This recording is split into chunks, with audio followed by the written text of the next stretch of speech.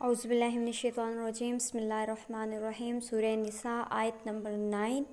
وَأَن لَيْسَ لِلْإِنسَانِ إِلَّا مَا سَعَىٰ اور انسان کے لیے وہی کچھ ہے جس کی وہ کوشش کرتا ہے۔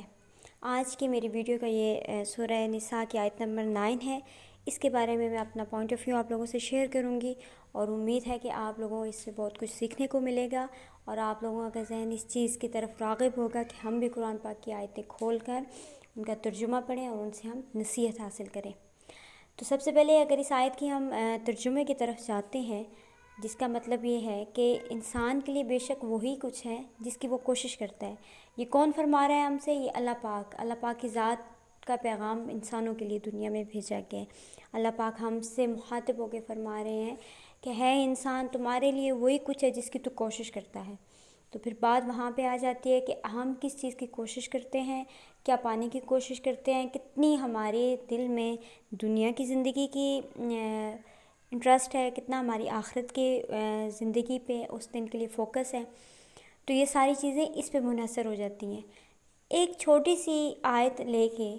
اگر ہمیں اتنا بڑا سبق سکھا سکتی ہے، دے سکتی ہے، تو آپ خود سوچیں کہ قرآن پاک کی اتنی آیات، اتنی صورتوں میں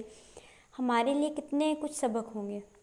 جو کہ ہماری زندگی کو سیدھا راستہ دکھانے کے لیے ہر قدم پہ ہمارے ساتھ ہیں۔ صرف فرق اتنا ہے کہ ہم ایک قدم آگے بڑھا کر اس سے رہنمائی حاصل نہیں کرتے اور ہم اتنی غفلت کی زندگی جیتے ہیں کہ ہم یہی سمجھتے ہیں کہ قرآن پاک ہم نے پڑھ لیا اور بس ہم نے ایک دفعہ اس کو زندگی میں ختم کیا تو ہمارے اوپر سے فرض ختم ہو گیا، بلکہ اصل مقصد یہ نہیں ہے اس کتاب کا دنیا میں آنے کا یا نبی پاک صلی اللہ علیہ وآلہ وسلم پہ نازل ہونے کا۔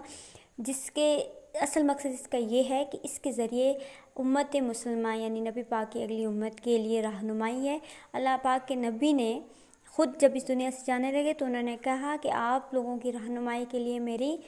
دو چیزیں آپ کے پیچھے میں چھوڑ کے جا رہا ہوں، ایک میری کتاب یعنی اللہ پاک کی کتاب قرآن پاک اور دوسری میری سنت۔ تو سنت کہاں سے ثابت ہوتی ہے؟ احادیث سے، اور قرآن پاک ہر گھر میں ہے اور ان پہ غلاف چڑھے ہوئے ہیں، ان پہ مٹی پڑ رہی ہے، لیکن ہم لوگ اس کو کھول کے اس سے اپنی زندگی کے بہت سے مسائل کا حل نہیں نکالتے۔ ہم پیر و فقیروں کی طرف اتنا کچا ایمان رکھ کے چلے جاتے ہیں کہ ہم کتنے سب کچھ ہماری مدد وہی کریں گے۔ ہم دلی سکون کو ڈھونڈنے کے لیے کیا کرتے ہیں؟ ہر ایک دوسرا انسان ڈپریشن کا شکار ہے، ہر دوسرا انسان پریشانی میں مبتلا ہے، ہر انسان مایوس ہوا ہے۔ تو یہ کتاب ہے، اس کو کھول کے پڑھیں، دیکھیں تو آپ کو زندگی کا مقصد سمجھ آئے گا۔ بہت سے موقعوں پہ آپ کو ہمت ملے گی، بہت سی باتوں پہ آپ کی آنکھیں کھلیں گی اور بہت سی آیات پڑھ کے آپ کو اپنا آپ اس میں نظر آئے گا کہ اس جگہ میں یہاں پہ اس آیت میں اگر میرے لیے اس مقام پہ میں ہوں تو میرے لیے یہاں سے سیدھا راستہ کون سا ہے۔ تو اس لیے بے شک یہ کتاب سراسر ہدایت کی کتاب ہے ہمارے لیے۔ اب اسی طرح اگر میں ایک اور بات اس چیز کو اگر اپنے الفاظ میں بیان کرنا چاہوں کہ جیسے اسکول میں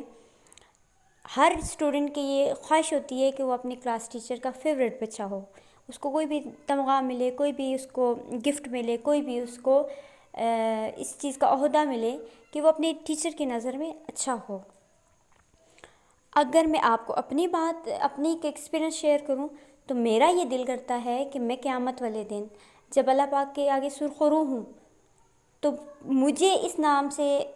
پہچانا جائے کہ بے شک میں کوئی علماء نہیں ہوں، مفتی نہیں ہوں، لیکن میری جو کوشش ہے، میری جو نیت ہے، میرا رب جانتا ہے۔ تو میں اس چیز سے مخاطب کی جاؤں کہ یہ وہ انسان ہے جو اللہ پاک کی کتاب کو ریپرزینٹ کرتا تھا جتنی بھی کوشش ہو سکی، چاہے وہ 100 میں سے 1% بھی ہوئی ہے، لیکن میں اللہ کی کتاب کا ایک علم لے کے چلی ہوں کہ یہ جتنا بھی ہو سکے لوگ اس چیز کو تھوڑی اپنی سوچ کو چینج کر کے اس کے زیادہ قریب آئیں کہ یہ صرف ہم نے خاص موقعوں پہ نہیں پڑھنی بلکہ اس سے ہمیں ہدایت حاصل کرنی ہے اور اس کے ساتھ ہم نے اٹیچ ہونا ہے اور اس کتاب کے ذریعے ہم نے اپنی زندگی کی رہنمائی کرنی ہے۔ تو کیا آپ لوگوں نے کبھی سوچا ہے کہ ہم قیامت والے دن جب اللہ پاک کے حضور پیش ہوں گے تو ہم کس تمغہ امتیاز کے ساتھ ان کے سامنے آئیں، کس ٹاپک پہ آئیں، کس چیز سے ریلیٹڈ؟ ہر ایک انسان کی اپنی سوچ ہوتی ہے، اپنی ویو ہوتے ہیں۔ آپ چاہیں تو آپ کا جس طرف انٹرسٹ ہے، لیٹس سپوز کوئی کہتا ہے کہ میں نماز کی طرف زیادہ فوکس کرتا ہوں یا میرا انٹرسٹ اس کی طرف ہے، کوئی کہتا ہے میں صدقے کو زیادہ وہ کرتا ہوں، میرا زیادہ اس طرف انٹرسٹ ہے، کوئی زکوٰۃ کی طرف ہے، کوئی حج عمرہ کے اوپر بیان کرنا چاہتا ہے، جس طرح کہ میرا ٹاپک قرآن پاک ہے،